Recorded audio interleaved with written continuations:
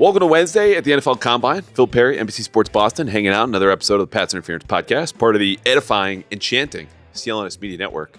We heard from Mike Vrabel today. Do you like that, by the way? Great adjectives right there. And I don't disagree with them. I was not expecting to hear either one. It's a little bit that we do because this network call has been forced upon me. We need to remind the good folks that they're listening to the CLNS Media Network or watching. So I say I'm going to have a little bit of fun with it. I like that. Good job by you. Feel free to steal it. Big brain. At the gigantic, grateful NBC Sports Boston. So here's the deal. We heard from Mike Vrabel twice today. Went over 40 minutes. We got him at the podium, like every coach and GM does here, just like down the road here at this convention center. And then we got him for a side session. And you and I and some other reporters afterward gathered for a question that you never like to ask after 40 minutes with the head coach of like, what was the biggest news out of this today? But I think since then, which was an hour ago, I have some answers. Has your mind changed? A little bit. You know, I think it's important to ask about with free agency coming up. It's important to ask about spending. It's important to ask about guys like Christian Gonzalez and what might be coming there. It's important to ask about Stefon Diggs, which he was asked about at the podium, and I thought provided an interesting answer in terms of what it lacked. Same was true, by the way, of what Eliot Wolf said about Stefon Diggs yesterday, in my opinion. So it wasn't a nothing burger. I mean, I could have done without the Ohio State football questions. I get it. You're going to have stuff like that happen at the Combine. There's people from all over the country. Don't begrudge those people. They're just doing their jobs. If you want to come to the Combine next year, give it a shot because you will probably get a credential. That is how it works out here. How would you even start a website or you just show up?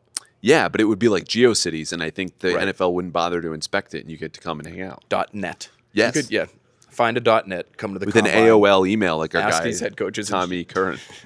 Ask these head coaches and GMs whatever you want. And I was the worst offender when it came to that, specifically with Vrabel for like years, where he would be coaching the Titans, and I would show up at the Combine and I'd start asking him about Tom Brady and Bill Belichick, and he did not like that at all. And so that's actually sort of how our relationship began. Was I was the annoying guy who was asking him questions he didn't want to hear about the Patriots, who he doesn't play for anymore. Anyway, to your point, I think there was some useful commentary. But maybe the fact there wasn't anything that really stood out in our minds is a sign, Andrew, that there's not a lot of obvious 48-point headline types of stories facing this team this offseason because they had a successful season. And, there's going to be departures like there is for every team across the league. But the number one story to me doesn't necessarily smack you in the face, at least right now. So you know why? Because this is the way I've described it now in the last 5 minutes before you got here. It's bubbling beneath the surface. Yeah, there are three things that stand out to me. And again, listening back to the presser that we just had and the conversations with Vrabel and Wolf yesterday, where you're absolutely spot on. Like the things that were not said are much louder than the things that were actually said. The three things are Stefon Diggs, who you mentioned, Christian Barmore's future, who I would say is right now shaky at best, unclear, and then A.J. Brown trade buzz, which I will say this. After those conversations and talking to some people around here, which is the favorite thing that everybody says, talking to people around the league. Yeah, of course. What you do. That's what you do here. But after those conversations, I've never been more confident that this could be a real thing for the Patriots. And when Mike Vrabel mentioned specifically, hey, we've got time for trades and a lot lead up to the draft, A, it's just true every year, but B, tells you that he's looking and taking the long view on this, that those conversations could be happening now and could be revisited later because there's interest and there's a real fit here, I think, from both teams. The A.J. Brown dream is not dead, people. Like that's just how I would put it because of what you're hearing from Philadelphia. I would put that at number one. I mean, they are very open to the idea of trading. Yes. It sounds like. The question is, would you be willing to give up what it would take to get him? His contract is massive. He's not getting any younger. Apparently, according to our buddy Albert Breer, there's a real knee issue there that helped lead to his trade out of Tennessee when Mike Vrabel was the head coach and privy to that sort of medical information. And so I'm still not confident it's going to happen, but I would say it's not dead. And I would even add, and this is a guy that Mike Vrabel didn't mention at his press conference, and I'm not sure he would have been willing to sort of dive into the details of their relationship if there is one there, but Maxx Crosby. Yes. Talking to people this week, I am stunned, Andrew, by the fact that I bring up the possibility of a Patriots trade for Maxx Crosby, and people don't laugh in my face. Because he's making $30 million. He's 29 years old. He's dealt with injury. Yes, he seems like a Vrabel guy, right? as a guy 100%. and as a player. Made right? in a Vrabel Industries lab. Perfect fit. Huge need for this roster at this point in time. And so there are reasons why it would make a lot of sense. But for a team that's still sort of in the midst of a rebuild, it just feels like the kind of move you might regret 2 years from now if you end up trading away a first and a second round pick or a first and another first next year. Like that just, if you don't want to be the Commanders of last year, that would be an interesting way of going about it, in my opinion, is adding a guy who's about to be 30, who's making a ton of money. But I do still think you could take a big swing like that, or like on A.J. Brown, and still make the argument, we're trying to build this thing the right way. Mm-hmm. I still think you can middle it to some degree. Now, you can't do both, and you can't pay 4 guys at the top of the market in free agency on top of it. Or give away multiple first-round picks, which is what that would take. Right. Yeah. Like that, to me, doesn't really mesh with where you are as a franchise and where your roster is in its championship building arc that you're hoping for if you're the Patriots.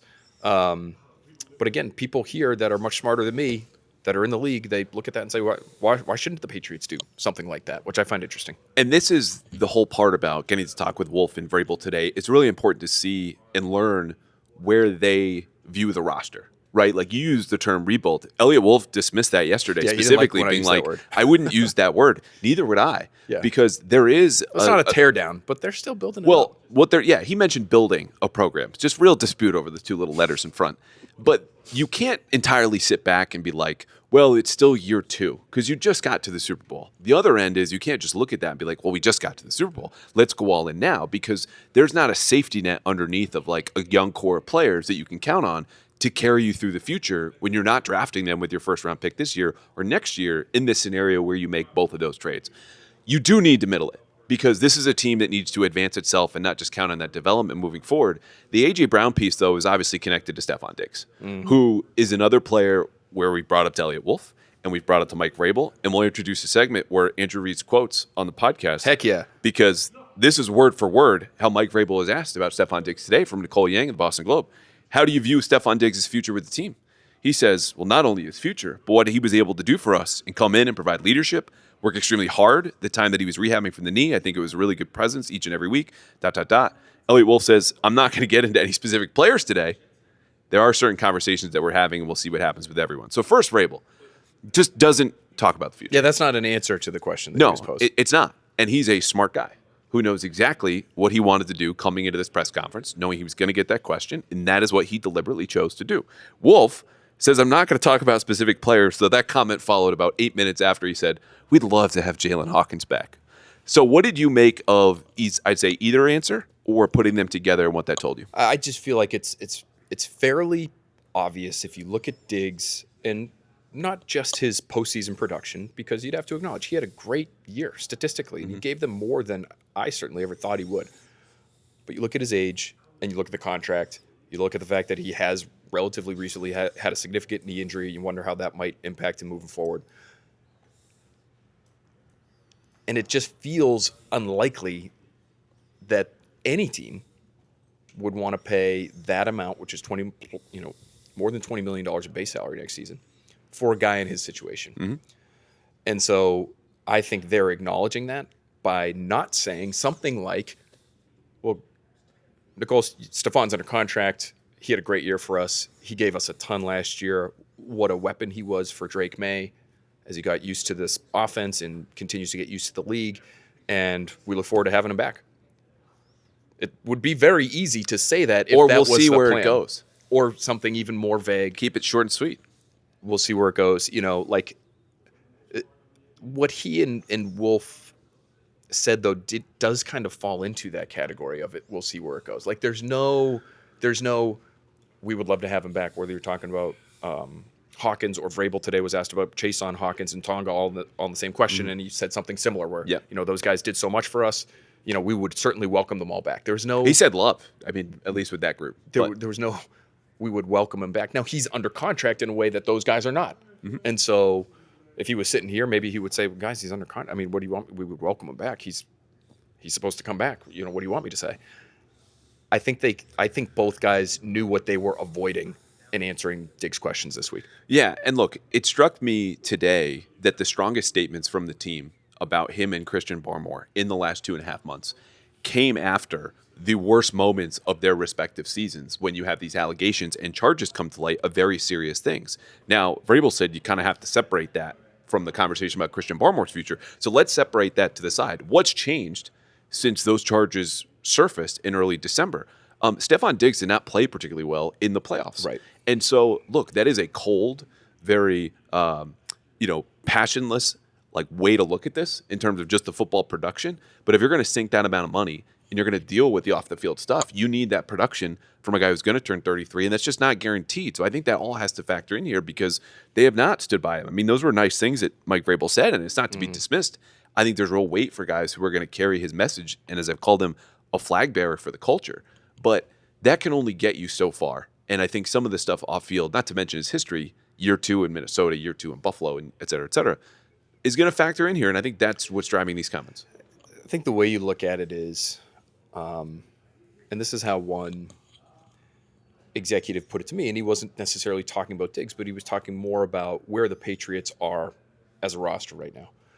And when you start out, you have these short-term options that fill immediate holes, that allow your team to have some level of success, allow some of the young players on the roster to learn and develop and not have too much on their shoulders.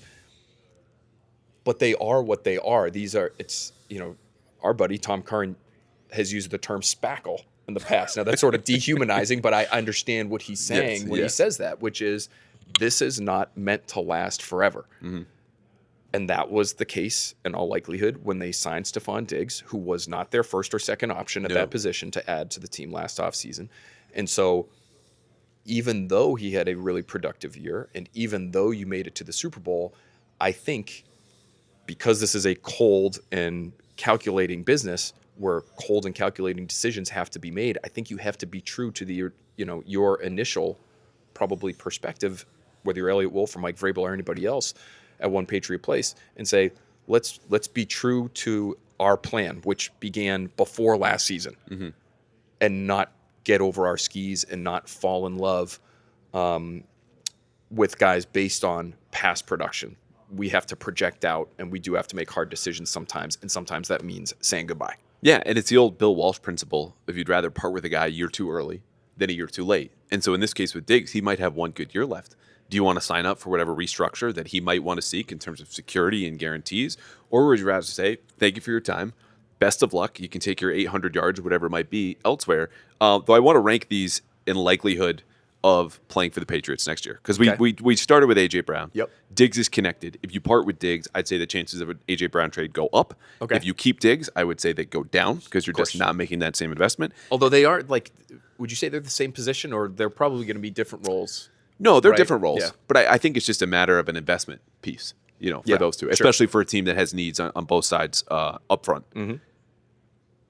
Maxx Crosby, who I have 2 hands stamped, I put actual money in if they need it to get him to New England. I'm so all in on Maxx Crosby. Maxx Crosby, A.J. Brown, Stefon Diggs. Give us the likelihood that each is playing for the Patriots. You don't have to get percentages, but just rank them, that these guys will be in New England next season. Yeah, it's a good question. Good, nice job, Andrew. Thanks, Phil. Even a blind squirrel, I'm a blind, bald squirrel. I'm going to put Diggs at number 1, believe it or not. I don't think it will be on this contract if he's back. Mm-hmm. But I think I'm going to say it's more likely that you make an adjustment there and bring him back than it is trade really high-end capital for Maxx Crosby, who I would put at number 2 on this list, or trade really high-end capital for a guy whose injury history might prevent the Patriots from wanting to invest in him as much as they like him as a human being in A.J. Brown. So I'm going to go Diggs, Crosby, A.J. Brown. How about you? I'm going to flip it in 2 and 3. I think it'll go Diggs, Brown, and then Crosby, but it's really close, mostly because I think the Raiders are being more adamant about we don't want to trade this guy. And I believe that a little bit more, even though the Eagles, I would much rather not negotiate with in Howie Roseman because they're going to exact an ultimate toll, but they're in a win now mode. Yeah. And so, like, I do think that if you got A.J. Brown, you might be able to perhaps exchange a Stefon Diggs in that type of deal if that was able to interest you, and plus a pick or a guy that we're going to talk about here in a second and already touched on, a Christian Barmore, for a team that is perpetually invested in their defensive line and types of young players, and sometimes, depending on your characterization of Christian Barmore, a character risk. Mm-hmm. So those factors kind of go in because of the history. I think the positional need that I would flip them, but it's really close either way. And honestly, like, you know, Giardi said this a couple of weeks ago. He was 60-40 out, 52-48 out on Diggs returning. Okay. That surprised me. I think I'm there, though. I'm right. I'm Leaning on out. the other side of the 50-50 split, leaning out on Diggs. I don't view it as incredibly viable, but I like the conversation of the likelihood between Brown and Crosby, because I think Brown would cost you less in a trade, right? Does that seem fair? Yeah. And so maybe that makes it more likely. I just look at what I think they think their needs are. I think they think edge is a more significant need for them, even if they were to lose Stefon Diggs. And you know, I would consider the Barmore situation too, and I'm not sure he will be back. And so if you end up deciding to move on, you know, then adding somebody like a Crosby and paying the price for it, to me, starts to make more sense, because it's not the same position, obviously, but you're losing a really talented player potentially at defensive tackle, and you could fill in with a really talented player on the edge. And then even if it's just Crosby, Williams, and players to be named later, that's one of the most talented defensive fronts in football. Oh, yeah. And that's a whole part of this offseason where you, like, look, and there's nothing blowing me away. A top 5 pick, a ton of money in free agency, obvious targets, but everything is kind of connected underneath the surface. The Barmore and Crosby conversation, the A.J. Brown conversation, and the Stefon Diggs piece. On Barmore today, the reason that he is not so guaranteed is because of a large cap number that is going to guarantee actual money going to him on the 3rd day of the league year, which you don't care about at home. The real day is Friday, March 13th, is the one to know. But not only would it free up money for them, you're dealing with a player who, Eliot Wolf, to me, you know, you listen for the things that the guys volunteer. Like, you ask about Christian Barmore, you ask about another player, and he says something unrelated that's clearly on top of his mind. That's important to him because it's important for him to then say it. He mentioned something I talked about middle of the season, real dry spell for Christian. Sure. 1 quarterback hit in 8 games in a stretch in the middle of the season, then 0 pressures in the Super Bowl. So there's a decline in production. There's a big cap number. Then you're dealing with the offseason stuff where I don't know if it's a tiebreaker, but you have Mike Vrabel today asked about, you know, the situation that he has, and he's arraigned, I think, next month. Is that going to factor? He said, well, you take it separately. But the way he went on about, quote, we want to make sure that we have the right people on the football team. It's the first thing that we want to do. I want to make sure that the people on this football team are the ones that we want on there that share the same beliefs, same work ethic and values, and help us build an identity again. Then we'll evaluate the player. He really took his time, unlike I just did, choosing those words, saying what he wanted to say. Their statement behind Christian when those charges surfaced was not as strong as the one for Stefon Diggs, which we all noted. But to me, and now it's like, look, if you're not fully bought in, if you are not all those things that he just said, we'll just take a little bit of dead cap hit, give that money to Maxx Crosby or somebody else, and we'll move on. And if you ask me right now, I would be leaning more toward them moving on for all those reasons you just mentioned.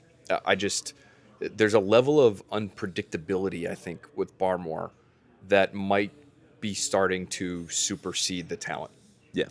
As talented as he is, if you can't depend on him, you know, for damn near half a season to give you more in the way of explosive defensive plays, you know, even forget for a second what are really ugly allegations, but they are ugly allegations, and look at his health, Andrew. He's had, not just with the blood clots, and, you know, hopefully for his sake he's moved on from those, and that's fine. He has a knee issue that continues to be managed over the course of time here.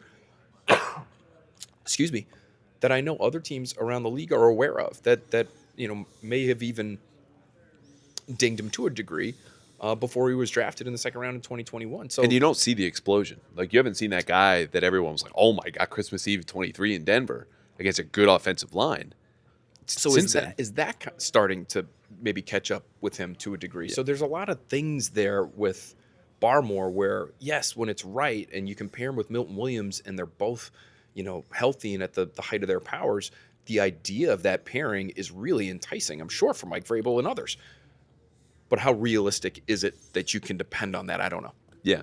And that's the thing. I think the Barmore that everyone's been discussing and we talk about in theory is just not been on the field all that often. So for that investment, I mean, maybe it's just as simple as that conversation. Are we getting that return on our investment as a $20 million a year player, basically? And now that most of his guarantees, not all, are done with, do we want to keep him around at that number? Would he take a pay cut? Probably not. But then you add in everything else, and it's very easy to talk yourself out of the Christian Barmore business. All right, quick break to hear from our friends at Prizepicks. Okay, so I know we're all grieving. For you, because Patriots season is over, or maybe that they lost the Super Bowl. For me, it's that I'm not going to have football until September. And I do like free agency in the draft just like everybody else, but I will tell you there's nothing like the rush of Sundays. And for folks who have been listening to this podcast, there's nothing like the rush of Sundays, along with a winning Prizepicks lineup, because all season we handed out winning picks at Prizepicks. And if you're a little late to the game, that's okay, because Prizepicks still rolls on as the number one place to win money while you watch sports well beyond football, basketball, hockey, baseball around the corner. Go Sox. If you would like to join in now, it is still the perfect time, because if you use our promo code CLNS, you will get $50, 50, in lineups once you play your first $5 lineup at Prizepicks. How does that work? Glad you asked. At Prizepicks, this is as simple as it gets anywhere. You look at their board of players when you download the Prizepicks app, and they could have points, they could have rebounds, they could have assists, they could have runs, they could have runs allowed, hits. I don't care. You get to make the picks of the player and the stat, and then all you go is more than or less than with that night or day's game. You put it in your lineup, the player, the stat, more than, less than. You pick another player, more than, less than, and sometimes they give you a discount. Very predictable, easy things, more or less than. I don't know, a half a passing yard, which we did a lot of this season. Anyway, you lock in between 2 to 6 players on Prizepicks. Boom. There's a lineup. You put down $5. They give you 50 in lineups to play with. And look, let's say you're more adventurous than me. You like to do a lineup of 4 players. In your first 3 hit, and you're watching number 4 late at night, maybe with a newborn, just like me going, please, please, please hit. You don't have to wait. You don't have to say please. You have early payouts now at Prizepicks that let you withdraw and take your money at the best place to win money while you watch sports. So why wait? Download the Prizepicks app today. Use code CLNS to get $50 in lineups after you play your first $5 lineup. That's code CLNS to get $50 in lineups after you play your first $5 lineup. Prizepicks, it's good to be right. All right, we have a couple more quick hitters. Christian Gonzalez. This quote made me laugh. This was from Eliot yesterday. Okay. I can't even remember what he said, but I don't remember laughing, so I'm interested to hear what he said. The beginning is, standard boilerplate stuff. Christian obviously was good before. It made an even more significant jump this year. He's someone that we want to work with in the future, obviously. The end of it was, we'll have those conversations at the appropriate time. This felt like me, Phil. This was talking about the extension, where he's going to obviously be a super rich man sooner rather than later. Felt like if my parents wanted me to clean my room and I just said, we'll have those conversations when appropriate, because I know I have to do this and I don't want to.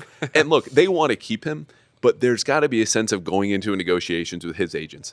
And they know that the number that Sauce Gardner set and Derek Stingley set are not just the starting point, but below the starting point of what he's going to get. And you're like, okay, I'll get to it when I get to it with this contract, because it's basically all set. It's just a matter of how much are you going to screw me. So we'll tend to other business first. That's the thing, is you just, unfortunately for them, in some respects, you're just going to have to take your medicine on this one. The market is what it is. Everybody knows who the highest paid corners are. You're going to have to be there and probably exceed it, right? To what degree, I'm sure that's what the negotiation will be about. And the bar is $30.1 million a year annually for Gardner. Right. It's 89 point something in terms of million guaranteed total for Stingley. So they're going, it's going to be 90 or more guaranteed, and probably 95. Let's maybe 100. They're asking now. Call it 31 and 100. And he deserves it. Or 32 and 100. Yeah, if you want to factor in how much the cap has leaped since those deals were made.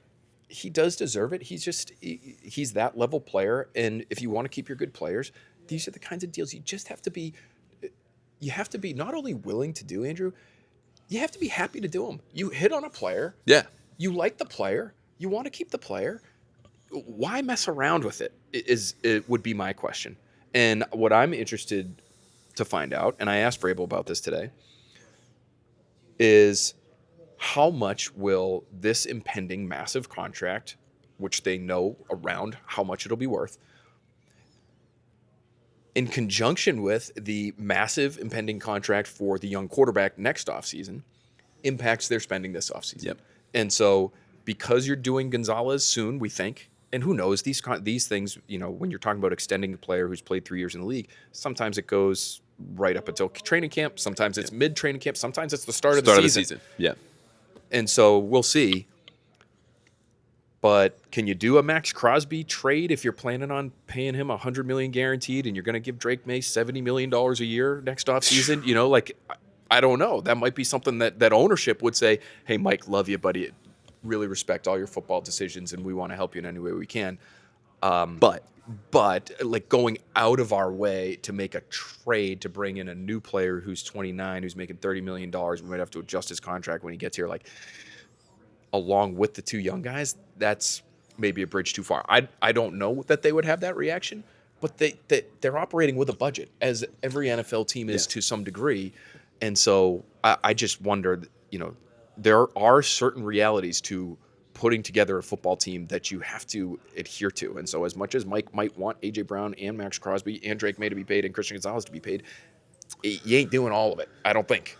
No, and it's a good point. I personally just don't have a lot of spending talk in me.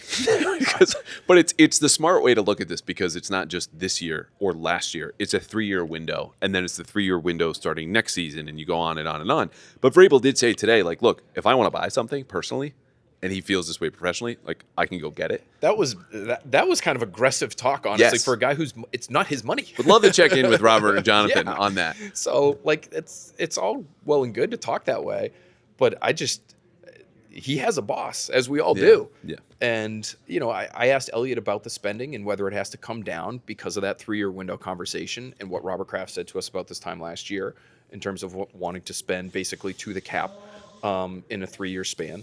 And they've been top half of the league the last 2 years. So does that spending have to come back? And he basically said Robert and Jonathan have very rarely, if ever, told us no. Yeah. And so that may continue this offseason, and maybe they see, hey, we were just in a Super Bowl. Let's go for it, God. Like, whatever you need. And I would applaud them for that, quite frankly, if that's how they felt and that's what they told their football people. I just don't know if that's going to be the case. And speaking of connected topics, like the fact that Drake May is on this rookie contract still and was asked about this again today, how does this affect whether you want to spend? And both of them kind of danced around it. Now might be the time to go in for the Maxx Crosby deal and say, look, we're going to do this now, and then Christian Gonzalez's pain of his contract will kick in next year, because the base salary is going to be much higher than the year after that is when the pain of Drake May's contract really kicks in, though the money actually coming out of their pockets will be different installments, Serious signing cash. bonuses, a lot of cash up front. We'll deal with that later. The question, though, of whether they see this as like accelerating their plan, I think is a really interesting one, though. And I don't think you can call this year 2 of the rebuild, build, whatever. It still feels like 2.5, 3 to me. But Eliot's answer about, like, does the Super Bowl run make your timeline kind of sped up? He said no, period. And then was on about, I'm really proud of our players. Again, they bought in quickly, yada, yada, yada. I think that's a disappointing answer to a lot of fans, but it's important to remember that as we're all talking about the schedule, Jarrett Stidham being the starting quarterback in the AFC Championship game, everything that happened with the Chargers leading up to it, there's an element of luck that's just not going to carry over next season. And so they look and go, this is going to be much harder. Are we going to be much better next season? Or even if we make a leap with the roster and make all these trades, are we going to be like the favorite in the AFC? And I don't think it's a way to give in. It's just to balance out your future assets versus what you have now. And I think it's reasonable, but there should be a push to do more than, I think, them just sitting back and taking their shot at free agency and sitting out the trade market. I agree with you. And this gets back to that point of, they should be taking a big swing or 2. Maybe not 5. Yes. Because you don't want to be the Commanders. The Commanders are a cautionary tale. They're old, man. They went all in, and they invested in old guys, and they traded away a lot of picks. They have 2 picks in the top 100 this year. It's 7, I think. It's 71. And that's it. And it's because they wanted to get players that were going to help them get over the hump from the NFC Championship game and into a Super Bowl, and they ended up old and hurt. And they reinvested in guys like Zach Ertz and Bobby Wagner, and they're old and hurt. And the quarterback's getting hurt too. Yeah. And so now they're looking at overhauling that offense and changing things for the quarterback to maybe keep him a little bit healthier. I've got combine voice. Speaking of healthier, oh boy. Listen, good thing you're going home, buddy. Late nights, babe. late nights, a lot of steaks, lot of not enough hydration. Let's put it that way. A lot of coffee. I think they're trying to manage expectations. And I asked Vrabel about managing expectations today, and I think it's going to be really hard for them to do because the fans just saw them get to a Super Bowl. They saw their quarterback have an MVP caliber season, and they're going to have a significant degree of disappointment if the team, I think, wins like 10 games and loses in the first round of the playoffs, even if you told them 2 off seasons ago that would be the case in 2026, they probably would have taken it easily. Yeah, and I think, forget this stuff I said it circumstantially. Like the roster talent was an outlier in terms of teams that typically get to where they did, which is the Super Bowl. And part of it's a credit to Drake and the coaching, et cetera. But they understand that and go, we need to raise our roster talent where it's not an outlier. And we can bank on this. And they, in their view, I think, see it as probably more than just their offseason, partly because of the free agents available, where they're picking in the draft, and then the trade market. I want to end really quickly on this, though, because I think one of those big swings they're going to take is a left guard in free agency. Ooh. Who do you like? That doesn't constitute a big swing. Yeah. Zion Johnson, do you want to come back? Oh. Chestnut Hill? Sure. Old BC guy? I could see that. We'll see how much he gets. That market has exploded. But they would only get that left guard if they want to move Jared Wilson back to center, which has been, I think, Twitter's favorite topic somehow for the last week. Is it really? It's up there, surprisingly, because I keep seeing it. Do you have any, I would say, boring free agent predictions, like taking a big swing on a left guard, or any thoughts quickly on Jared Wilson? Big swing is exciting in and of itself, right? Yeah. Hey, we're going to invest in the middle of the pocket, and Drake May loves to step up in the pocket, and we got to make sure that thing is solidified. How about a little bit of a bold question related to the interior of the offensive line?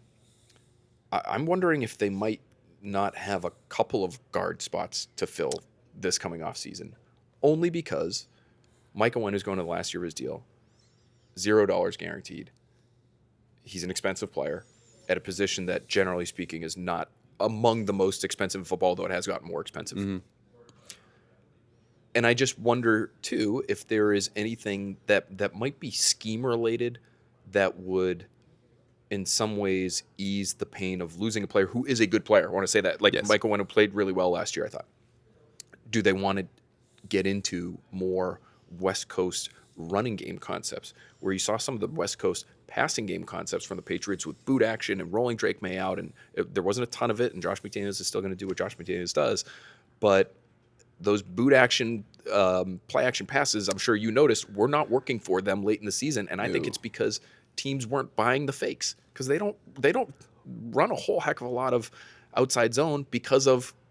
Well, it's also just extrapolating. I'm Charlie Dang it here. Micah Onwenu's not going to haul ass to the sideline the way a classic West Coast guard is going to be able to. And so I just, between the cost and maybe some scheme flexibility, let's put it that way, I wonder if they end up moving from. I think it's even one of their best than offensive that. linemen. Like your young offensive linemen you just invested in are really young and they're athletic. Like that's a strength. You want to amplify that, as opposed to like having a basketball team where you've got 2 guys who handle the ball and play slowly, and you're running with a bunch of guys who can't shoot but can fly up and down the floor. Do you want to play in transition, or do you want to play in the half court and kind of pick everybody apart? Morgan Moses and Michael Onwenu would love to get the ball down low, post up, throw their ass into someone, and then bank a shot off the glass. It's Ewing and Oakley, you know? Yeah. And the rest of the line is like the D'Antoni Sons. Yes. So like that, is there a mishmash sort of, not problem, but issue for them to iron out, especially, again, given the money. And if you want to allow yourselves the opportunity to give these big contracts to players that you like and bring in new players that are going to cost significant dough, does that mean saying goodbye to a Diggs or a Barmore or an Onwenu, and suddenly you have a lot more cash to play with? My more boring free agency take. You got any Malcolm Kuntz love over there? Because when you talk about Eliot Wolf looking for first step quickness, explosion, pass rush, time on the shelf, there was not a trainer's room. There was not a whole lot of I did find it interesting when he listed his traits for edge defenders. You didn't hear a whole lot of like two-gapping and playing the run on first and second down. It was like, right? So Kuntz is a smaller guy who, when healthy, is a pretty good athlete. and is not going to cost you a ton of dough. And I think, sometimes those are the smart buys in free agency, are the guys that actually have a chance to exceed what you are paying them on the open market, right? It's so often you pay a bunch of dough, understanding I'm buying high here, not maybe the wisest purchase in terms of the economics of it, but we're going to get some pretty good production, even if he doesn't necessarily live up to it. If you can buy low, I don't think Zion Johnson would fall into this category, but like an Elijah Vera Tucker might. You buy low on a guy who's been banged up, but has shown the ability to play really well in spurts in the past. And athletic. Those are sometimes, and athletic, Yep. right? Maybe fits with the D'Antoni Suns analogy there. Like, Look at us dusting off all these references in the NBA from people 20, are like, 30 who years is ago. Sean Marion, and why should I care? Yeah. Like that. Those can be the smart buys in free agency, especially if you're looking to, maybe save a little bit. Yeah. All right, we got to go. I think we agree Patriots should be in win now mode, not all in on 2026. Not all in, but win now. I think that's a good distinction. Yeah. All right.